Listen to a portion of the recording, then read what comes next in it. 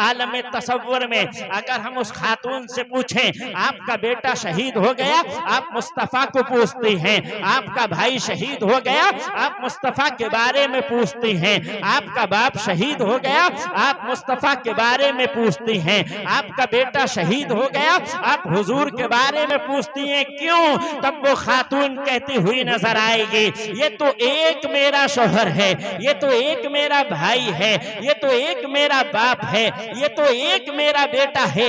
अगर अल्लाह ताला ऐसे मुझे हजारों रिश्ते देता तो मैं ऐसे रिश्तों को हुजूर के कदमों पे कुर्बान करती हुई चली जाती। हुजूर मुफ्ती आजम हिंद की जबान में यूं कहा जाए कि ये एक जान क्या है अगर हो करोड़ों, ये एक जान क्या है अगर हो करोड़ों, तेरे नाम पे सबको 12 करूं मैं। मौलाना बदरुद्दीन कादरी साहब के बयानात सुनने के लिए बदरुद्दीन कादरी ऑफिशियल को सब्सक्राइब जरूर करें। अस्सलातु वस्सलामु अलैका या रसूल अल्लाह, अस्सलातु वस्सलामु अलैका या हबीब अल्लाह, अस्सलातु वस्सलामु अलैका या नबी अल्लाह व अला आलिका व सहाबिका सय्यदी या रसूल अल्लाह सल्लल्लाहु तआला अलैहि वसल्लम। सरकार दो जहां सल्लल्लाहु तआला अलैहि वसल्लम की मोहब्बत का चराग सुन्नियों के दिलों में जलता था और जलता है और जलता रहेगा। हुजूर सरवरे कायनात सल्लल्लाहु अलैहि वसल्लम की मोहब्बत हमारे दिलों में कूट कूट कर भरी हुई है। सरकार दो जहां सल्लल्लाहु अलैहि वसल्लम के इश्क में बड़ी चाशनी है, सरकार के प्यार में बड़ी चाशनी है। सरकार के इश्क में जिन्होंने अपनी जिंदगियां गुजारी हैं उनकी शानें देखें आप, उनके मर्तबे देखें आप, वो यही कहते हुए नजर आए, सारी दुनिया को तो छोड़ सकते हैं, पूरी दुनिया से अपना राब्ता तोड़ सकते हैं, पूरी दुनिया छोड़ सकते हैं, अपनी जिंदगी छोड़ सकते हैं, लेकिन हुजूर से मोहब्बत करना नहीं छोड़ सकते। आशिकों की ये शान हुआ करती है कि वो अपने आका जनाबी मोहम्मदुर रसूलुल्लाह सल्लल्लाहु अलैहि वसल्लम से बेपनाह मोहब्बत करते हुए नजर आते हैं। आइए मोहब्बत की बात चली तो सरकारे दो जहां सल्लल्लाहु अलैहि वसल्लम के दोस्त हजरत सिद्दीक अकबर की बारगाह तैयबा में चलते हैं। सरकारे दो जहां सल्लल्लाहु अलैहि वसल्लम के लिए अपनी जान निछावर करने वाली जात को हजरत सिद्दीक अकबर कहा जाता है।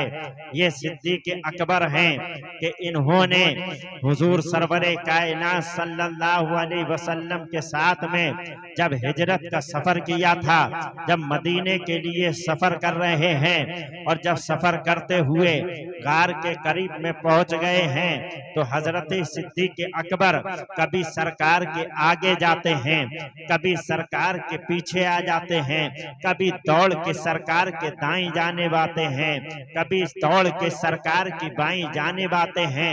यूं ही करते हुए चले जा रहे हैं। सरकार दो जहां सल्लल्लाहु अलैहि वसल्लम ने इरशाद फरमाया, ऐ सिद्दीक अकबर, बात क्या है? कभी तुम हमारे आगे आ जाते हो, कभी तुम हमारे पीछे आ जाते हो, कभी तुम हमारी दाईं तरफ आ जाते हो, कभी तुम हमारी बाएं जानिब आ जाते हो। आखिर वजह क्या है?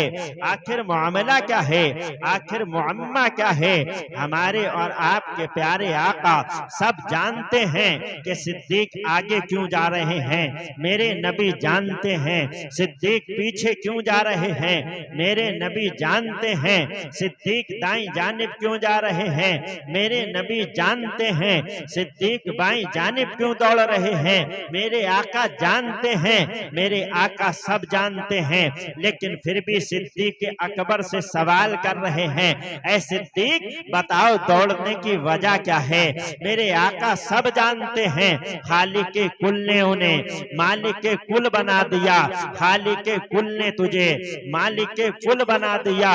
दोनों जहां हैं तेरे कब्ज़ो इख्तियार में, दोनों जहां हैं तेरे कब्ज़ो इख्तियार दरमियान में सरकार सब जानते हैं जो हो चुका है जो होगा, हुजूर जानते हैं जो हो चुका है जो होगा, हुजूर जानते हैं तेरी अता से खुदाया मेरे हुजूर जानते हैं, हुजूर जानते हैं कि सिद्दीक आगे क्यों जा रहे हैं, हुजूर जानते हैं दौड़ क्यों रहे हैं, हुजूर जानते हैं। लेकिन फिर भी आकाए दो जहां सल्लल्लाहु अलैहि वसल्लम फरमाते हैं, ऐ सिद्दीक अकबर जरा ये तो बताओ दौड़ते क्यों हो, आखिर दौड़ने की वजह क्या है।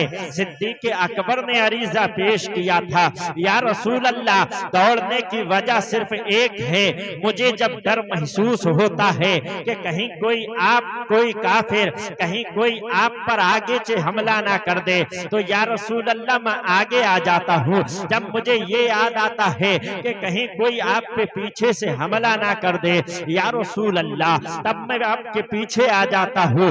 जब ये डर होता है कि कहीं कोई दाएं जानिब से आप पर हमला ना कर दे या रसूल अल्लाह, दाएं जानिब आ जाता हूँ। जब ये ख्याल आता है कि कोई बाएं जानिब से आप पे हमला ना कर दे या रसूल अल्लाह, तब मैं बाएं जानिब आ जाता हूँ या रसूल अल्लाह, तब मैं बाएं जानिब आ जाता हूँ।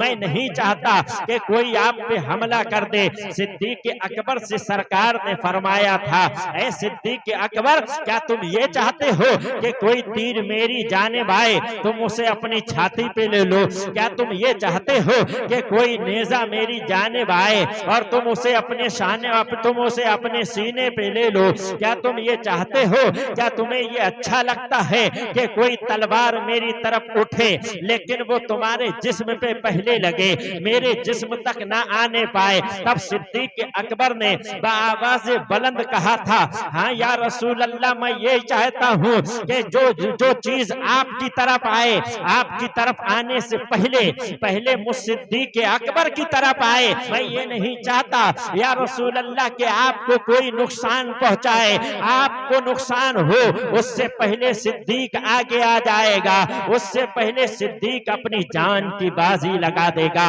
ऐ लोगों सुनो सुनो, ये सिद्दीक अकबर की शान अकबर है, सिद्दीक अकबर का शान मकाम है। आज उन्हीं के गुलाम इसी जुए जमीन पर जीने वाले लोग हैं, वो भी आज ऐलान करते हुए नजर आते हैं कि मोहम्मद से वफा तूने तो हम तेरे हैं, ये जहां चीज है क्या लौहो कलम तेरे हैं। हुजूर की हिफाजत करके सिद्दीक अकबर ने हमें ये दर्स दे दिया कि दुनिया का कितना ही बड़ा काफिर क्यों ना हो, दुनिया का कोई कितना ही बड़ा फिरौन क्यों ना हो, दुनिया का कोई कितना ही बड़ा दज्जाल क्यों ना हो, दुनिया का कोई कितना ही बड़ा हामान क्यों ना हो, दुनिया का काफिर कोई कितना ही बड़ा अबू जहल क्यों ना हो, कोई फिरौन क्यों ना हो, अगर मुस्तफा की जात पर उंगली उठेगी तो हमारी जाने कुर्बान होती हुई नजर आएंगे। मुस्तफा की जान पर अगर कोई हमला करता हुआ नजर आएगा तो हम सिद्दीक अकबर के गुलाम अपने सीनों को आगे देते हुए नजर आएंगे और ये नारा लगाते हुए नजर आएंगे, ये एक जान क्या है अगर हो करोड़ों, ये एक जान क्या है अगर हो करोड़ों, तेरे नाम पे सबको 12 करूं मैं, तेरे नाम पे सबको 12 करूं मैं। तो हमें पैगाम यही मिलता है, सिद्दीक अकबर ने हुजूर की हिफाजत करके हमें ये दर्स दे दिया, जमाने का कितना ही बड़ा फिरौन क्यों ना हो, जब नबी की शान अक़दस में वो गुस्ताखी करता हुआ नजर आए तो तुम अपने कारोबार को बंद कर देना। जब कोई नबी की गुस्ताखी करता हुआ नजर आए तो तुम अपने कारोबार बंद कर देना, अपनी जिंदगी को रोक देना। लेकिन जब तुम्हारे घर पे हमला हो तुम खामोश रहो, कोई बात नहीं, तुम्हारे मकान पे हमला हो तुम खामोश रहो, कोई बात नहीं, तुम्हारी औलाद पे हमला हो तुम खामोश हो, कोई बात नहीं, तुम्हारी औलाद पे हमला हो तुम खामोश हो, कोई बात नहीं। मगर जब हुजूर सरवरे कायनात सल्लल्लाहु अलैहि वसल्लम की जात पर कोई हमला करे तो तुम सिद्दीक अकबर की सुन्नत को अदा करते हुए चले जाना और अपने सीनों को कुफ्फार के सामने करते हुए चले जाना और ये नारा दुनिया में लगाते हुए चले जाना। ये एक जान क्या है अगर हो करोड़ों, तेरे नाम पे सबको 12 करूं मैं, तेरे नाम पे सबको 12 करूं मैं। ये सिद्दीक अकबर की शान है।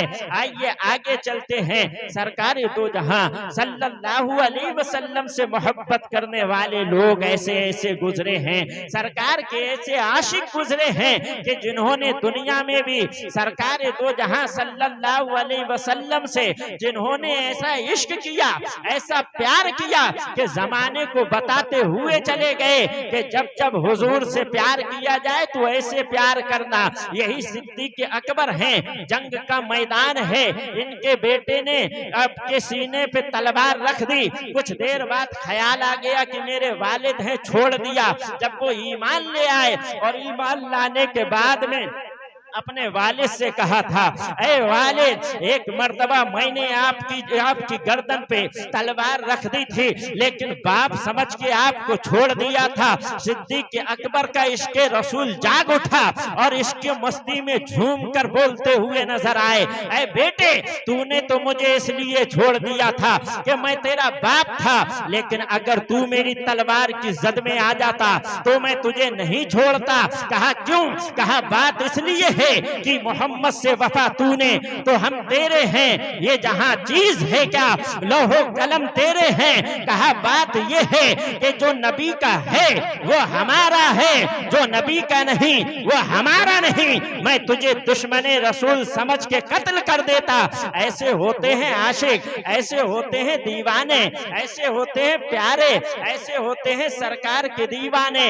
यही मेरे आका जनाबे मोहम्मद रसूलुल्लाह सल्लल्लाहु अलैहि वसल्लम की शान अक़दस है। सरकार दो जहां सल्लल्लाहु अलैहि वसल्लम के बारे में ये खबर उड़ी कि हुजूर सरवरे कायनात सल्लल्लाहु अलैहि वसल्लम शहीद हो गए हैं। खातूने मदीना का टाइटल जिसको मिला हुआ है, वो खातूने मदीना का जिसका जिक्र जो है रिवायतों में आता है, वो दौड़ती हुई निकली मैदान की तरफ। रास्ते में लोग मिले, कहा बताइए ना हुजूर कैसे हैं। कहा ए खातून, तेरा शौहर जो है शहीद हो गया। कहा कोई बात नहीं, ये बताओ मेरे मुस्तफा कैसे हैं। कहा तुम्हारा बाप भी शहीद हो गया है। कहा ठीक है, ये बताओ मेरे मुस्तफा कैसे हैं। कहा तुम्हारा भाई भी कत्ल हो गया है, शहीद हो गया है। कहा ठीक है, ये बताओ मेरे मुस्तफा कैसे हैं। कहा तुम्हारा बेटा भी शहीद हो गया है। कहा ये बताओ मेरे मुस्तफा कैसे हैं। चार ही तो रिश्ते हुआ करते हैं।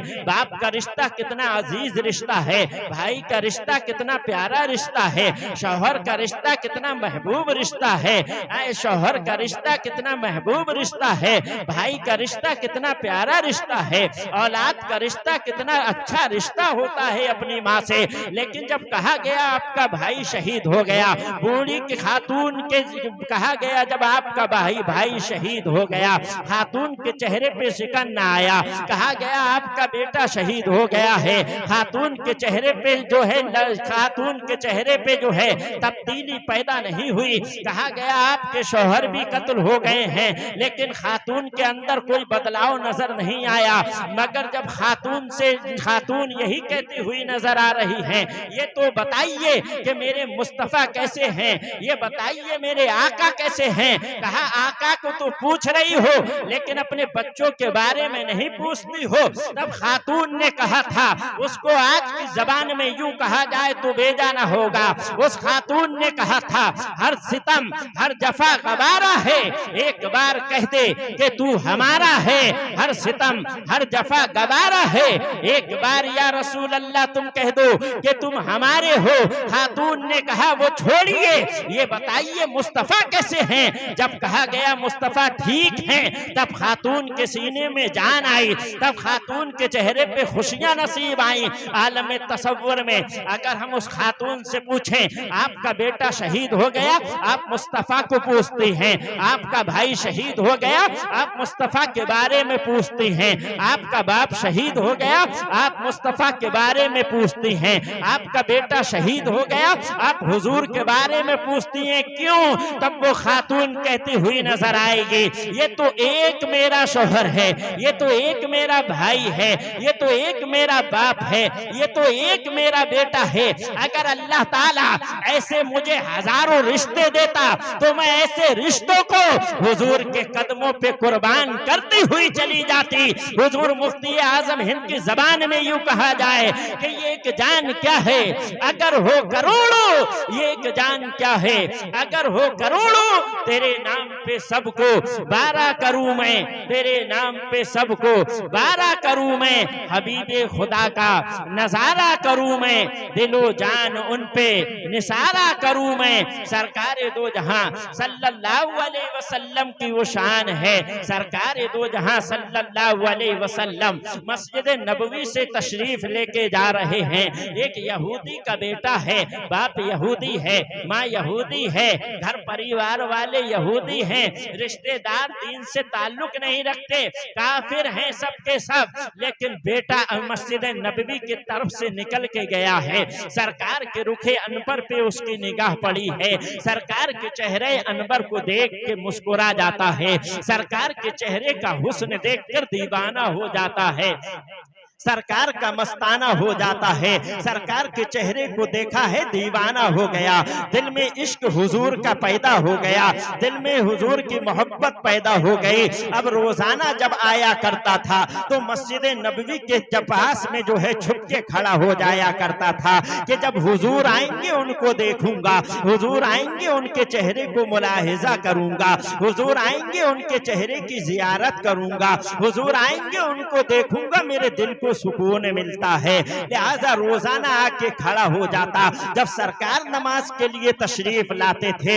हुजूर के चेहरे की जियारत कर कर दिल को सुकून मिल जाता था। सरकार को देखता रहता था, देखता रहता था। कुछ दिन सरकार दो जहां सल्लल्लाहु अलैहि वसल्लम को देखता रहा, देखने के बाद में घर चला जाता था। रोजाना का मामूल यही था कि रोजाना वो सरकार को देखने के लिए आया करता था, हुजूर को देखता था और देखता ही रहता था, और देखने के बाद में फिर अपने घर वापस चला जाता था। लेकिन अब ये जब वापस गया है, हुजूर के इश्क जो है इसके दिल में रवा दवा हो गया है, हुजूर का महबूब आशिक बन गया है, हुजूर का आशिक बन गया है, हुजूर का दीवाना बन गया है। सरकार दो जहां सल्लल्लाहु अलैहि वसल्लम को देखा नहीं है, अब सरकार को देख के घर गया है, बीमार पड़ जाता है। जब वो बीमार पड़ गया, उसके बाप ने हकीमों को बुलाया, उसका इलाज करवाया, लेकिन दवाई खाता है ठीक नहीं होता है। तबीबों को बुलाया, उतबा को बुलाया, डॉक्टर को बुलाया, बड़े बड़े हकीम आके जूझ के चले गए, बड़े बड़े तबीब आके उसका इलाज करके चले गए, दवाइयों पे दवाइयां देते हुए चले जा रहे हैं। लेकिन उस यहूदी का जो बेटा है नौजवान, वो ठीक होने में नजर नहीं आता है, ठीक हो उसकी तबीयत ठीक होना नहीं चाहती। तबीब आते हैं, देखते हैं, चले जाते हैं, दवाई देते हैं, चले जाते हैं। बेटा ठीक होने में जब ना आया और जब देखा कि मर्जुल मौत में ये मेरा बेटा पहुंच चुका है, अब ये मरने की कगार पे है, इसका इंतकाल होने वाला है, कई दिन हो गए बिस्तर पे पड़े पड़े, सूख के काटा हो गया है उसका बेटा, बिस्तर से लग गया है उसका बेटा। अब जब उसने देखा कि हाँ अब मैं इसको बचा नहीं सकता, बाप था उसका दिल तड़प गया, अपने बेटे के करीब आया और आने के बाद कहा था, ऐ मेरे नूरे नजर, ऐ मेरे लगते जिगर, ऐ मेरे प्यारे बेटे, तू मेरी आंखों का तारा था, तू मेरे दिल का सितारा था, तेरे ऊपर मैंने कभी आंच नहीं आने दी, लेकिन ऐ मेरी औलाद, ऐ मेरे बेटे, आज तू बीमार हो गया है, मैंने हकीमों को भी दिखाया लेकिन तू ठीक नहीं होता है, मैंने तबीबों को भी दिखाया, वो भी जवाब दे के चले गए हैं, मैंने अच्छे अच्छे हकीमों और तबीबों को लगाया था, वो भी जवाब दे चुके हैं। ऐ मेरे बेटे, ऐ मेरी आंख के तारे, ऐ मेरे दिल के चैन, ऐ मेरे दिल के सुकून, तुझे मैं बचाना तो चाहता हूँ, लेकिन अब मैं करूँ तो करूँ क्या, तुझे बचाऊं तो बचाऊं कैसे। लिहाजा ऐ मेरे बेटे, मैं तुझसे ये पूछना चाहता हूँ, बोल अगर तेरी कोई ख्वाहिश हो तो मुझे बता, मैं तेरी वो ख्वाहिश पूरी करता हुआ नजर आऊंगा। लिहाजा लिहाजा इतना कहना था। बच्चे की जबान खुली और उसने कहा था, ए मेरे बाबा, अगर आप मेरी जो है आखिरी ख्वाहिश ही पूछना चाहते हैं, मेरी तमन्ना ही पूछना चाहते हैं, मेरे दिल का राज ही पूछना चाहते हैं, तो मैं ये चाहता हूँ अगर आपको बुरा ना लगे तो मैं बता दूं। उसने कहा, हाँ बताइए बेटा क्या बात है। तब बेटे ने कहा था, मुसलमानों के जो नबी हैं हुजूर सरवरे कायनात सल्लल्लाहु अलैहि वसल्लम का मैं आशिक बन गया हूँ, उनका मैं दीवाना बन गया हूँ, उनका मैं मस्ताना बन गया हूँ। अगर मेरी आखिरी ख्वाहिश को पूरा करना चाहते हो तो मेरी आखिरी ख्वाहिश ये है कि मुझे उनका दीदार करना है, या तो मुझे वहां ले चलो या उनको बुला के यहाँ ले आओ। मैं हुजूर सरवरे कायनात सल्लल्लाहु अलैहि वसल्लम का दीवाना हो गया हूँ, मुझे वो बहुत प्यारे लगते हैं, मैं उनका आशिक हो गया हूँ। ऐ मेरे बाप, अगर तू चाहता है कि मेरी रूह अच्छे से निकल जाए, मेरी रूह आसानी से चली जाए, तो मुझे या तो उनके पास ले चल या फिर उनको मेरे पास लेके चले आ। बाप यहूदी था, मानता नहीं, लेकिन उसने बेटे की दरख्वास्त सुनी है तो अब मानना पड़ेगा। इकलौता ही तो बेटा है, एक ही तो बेटा है। कहा ठीक है, मैं जाता हूँ और मोहम्मद को बुला के लाता हूँ। लिहाजा वो आया है, सरकार सहाबा के इर्द गिर्द बैठे हुए हैं, सरकार सहाबा को दर्स फरमा रहे हैं। इतने में वो यहूदी आया है, कहा, या रसूल अल्लाह, ऐ मोहम्मद सल्लल्लाहु अलैहि वसल्लम, मेरा बेटा आपका आशिक हो चुका है, वो आपका दीवाना है, वो मरजुल मौत में है, मौत का वक्त उसका करीब आ गया है, वो मरने वाला है, उसकी जान निकलने वाली है। ऐ मोहम्मद सल्लल्लाहु अलैहि वसल्लम, मेरा बेटा ये चाहता है कि आप वो आपकी जियारत करना चाहता है, क्या आप वहां मेरे घर जाने को चलेंगे? इतना कहना था। सरकार ने सहाबा से फरमाया, उठो उठो, चलो उसके घर चलते हैं, दीवाने को देखने के लिए चलते हैं, एक आशिक को देखने के लिए चलते हैं। लिहाजा सरकारे दो जहां सल्लल्लाहु अलैहि वसल्लम उसके साथ हो लिए। जब उसके घर पहुंचे हैं, उससे मुलाकात की है, कलमा पड़ा है, मुसलमान हो गया है, कुछ ही लम्हात गुजरे हैं, इंतकाल कर गया है। सरकारे दो जहां सल्लल्लाहु अलैहि वसल्लम ने फरमाया, आशिक का जनाजा है, जरा धूम से निकलेगा। लिहाजा सरकार ने उसके जनाजे को पढ़ाया और उसको कब्र में उतारा था। बाप ने तो कह दिया था, ये आपका दीवाना बन गया है, आपका मस्ताना बन गया है, आपका आशिक है, अब मैं अपने धर्म के मुताबिक इसका कोई काम नहीं करूंगा। लिहाजा ए मोहम्मद सल्लल्लाहु अलैहि वसल्लम, आप जो है इसको ले जाइए, अपने हिसाब से जो करना चाहते हैं वो कीजिए, अपने हिसाब से इसकी तदहीज अपने हिसाब से इसकी जो है तदफीन की जाए। सरकार दो जहां सल्लल्लाहु अलैहि वसल्लम ने फरमाया, चलो आशिक का जनाजा है, जरा धूम से निकलेगा। सरकार ने उठाया है जनाजा, गुस्ल दिया गया है, कफनाया गया है और चारपाई को उठा के कांधे पे रखा गया है। सहाबाए किराम का झुरमुट है, सहाबाए किराम का जम्मे गफीर है। जनाजा उठता हुआ चला जा रहा है। कब्र की मंजिल पे जब पहुंचे, एड़ियों के पंजे के बल मेरे और तेरे प्यारे आका चल रहे हैं। सरकारे दो जहां सल्लल्लाहु अलैहि वसल्लम ने उस नौजवान को कब्र में उतारा है और उतारने के बाद सरकारे दो जहां सल्लल्लाहु अलैहि वसल्लम पसीने में शराबोर हैं। सरकारे दो जहां सल्लल्लाहु अलैहि वसल्लम, सरकारे दो जहां सल्लल्लाहु अलैहि वसल्लम जब कब्र से बाहर तशरीफ लाए हैं, पंजों के बल सरकार चल रहे हैं। पूछने वाले ने सवाल किया था, या रसूल अल्लाह सल्लल्लाहु अलैहि वसल्लम, पंजों के बल चलने की वजह क्या है, इतना पसीना आने की वजह क्या है? सरकार ने फरमाया, आसमान से इतने फरिश्ते उतर गए हैं कि इसके जनाजे में कदम रखने की जगह नहीं है, इसलिए पंजों के बल चल रहा हूँ, पसीना इसी वजह से आ रहा है। आशिक का जनाजा था, धूम से निकला है। क्या शान थी उस आशिक की जिसको सरकार ने कब्र में उतारा है? क्या शान होगी उस नौजवान की जिसको सरकार ने कब्र में उतारा हो, जिसको सरकार दो जहां सल्लल्लाहु अलैहि वसल्लम ने जमानत दी हो। सरकार दो जहां सल्लल्लाहु अलैहि वसल्लम से प्यार करने वाले दुनिया में भी नाम ले जाते हैं, आखिरत में भी नाम ले जाते हैं और कब्र में भी नाम ले जाते हैं और जन्नत में हुजूर का पड़ोस अता हो जाता है उनको। हजरत बिलाल हबशी के बारे में कौन नहीं जानता, उनको उमैया कैसा मारता था। कभी उनको चटाई में लपेट के धुआं दिया जाता था तो तो कभी उनके सीने पे पत्थर रख दिया जाता था, तो कभी उन्हें जो है रेगिस्तान में गर्म रेत पे लिटा दिया जाता था और कहा जाता था हुजूर का दीन छोड़ दे, मुस्तफा का ईमान जो तू लेके आया है उसको छोड़ दे। लेकिन हजरत बिलाल बाबा से बुलंद यही कहते हुए नजर आए कि मोहम्मद से वफा तूने तो हम तेरे हैं, ये जहां चीज है क्या लौहो कलम तेरे हैं। हजरत बिलाल से जब कहा गया तू दीन छोड़ दे तो हजरत बिलाल अहद अहद के नारे लगाया करते थे और यही वो कहा करते थे कि हुजूर से इश्क हो गया है, तुम्हें जितना जुल्म करना है तुम कर लो, हुजूर का दामन नहीं छोड़ेंगे, तुम्हें जितना मारना है मार लो, हुजूर का दामन नहीं छोड़ेंगे, तुम्हें जितना सताना है उमैया सता ले, लेकिन मैं बिलाल हूँ, हुजूर का दामन नहीं छोड़ूंगा। तो उस जमाने में भी हुजूर के जो दीवाने थे, हुजूर के जो प्यारे थे, हुजूर के जो आशिक थे, हुजूर से जो प्यार करने वाले थे, आज से 1500 साल पहले भी उन पे उस जमाने में जुल्म हुआ करता था। मोहम्मद का पीछा छोड़ दे नहीं तो हम तुम्हें मारेंगे, हुजूर का दामन छोड़ दे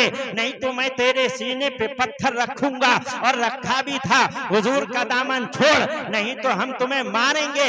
लिहाजा उन्हें मारा भी गया, उन्हें पीटा भी गया, उन्हें सताया भी गया, चटाई में लपेट के उन्हें आग का धुआं भी दिया गया, गर्म रेत पे लिटाला भी गया। वजह सिर्फ एक थी कि हुजूर से मोहब्बत किया करते थे, हुजूर सरवरे कायनात सल्लल्लाहु अलैहि वसल्लम के आशिक हो। अगर 1500 साल पहले हजरत बिलाल को सताया जा सकता है, आज से 1500 साल पहले हजरत बिलाल के सीने पे पत्थर रखा जा सकता है, आज से 1500 साल पहले हजरत बिलाल को हुजूर के इश्क की वजह से गर्म रेत पे लिटाया जा सकता है, तो आज 1500 साल बाद अगर तुम्हें हुजूर के इश्क में कोई मारता है तो हजरत बिलाल की सुन्नत समझ के कबूल कर लेना।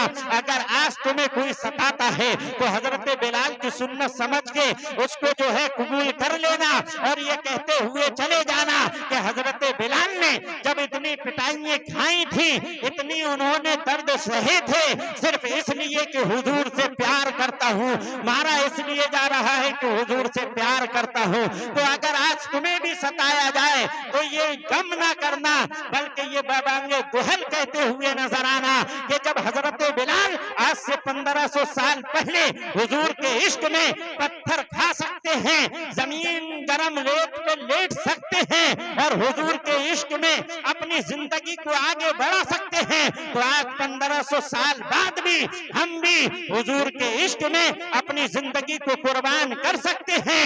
ये एक जान क्या है, अगर हो करो तेरे नाम पे सबको 12 करूं मैं, तेरे नाम पे सबको 12 करूं मैं। हुजूर की मोहब्बत ही असल ईमान है, हुजूर की मोहब्बत ही ईमान की जान है। आला हजरत कहते हैं जान है इश्के मुस्तफा, रोज वुजू करे खुदा, जिसमें हो दर्द का मजा नाजे दबा उठाएं क्यों। आला हजरत का इश्क भी आपने सुना था, आला हजरत का प्यार भी आप जानते हैं। कहते हैं वो सुए लाला जार फिरते हैं, तेरे दिन बहार फिरते हैं, कोई क्यों पूछे तेरी बात रजा, तुझसे शैदा हजार फिरते हैं। मौलाना बदरुद्दीन कादरी साहब के बयानात सुनने के लिए बदरुद्दीन कादरी ऑफिशियल को सब्सक्राइब जरूर करें।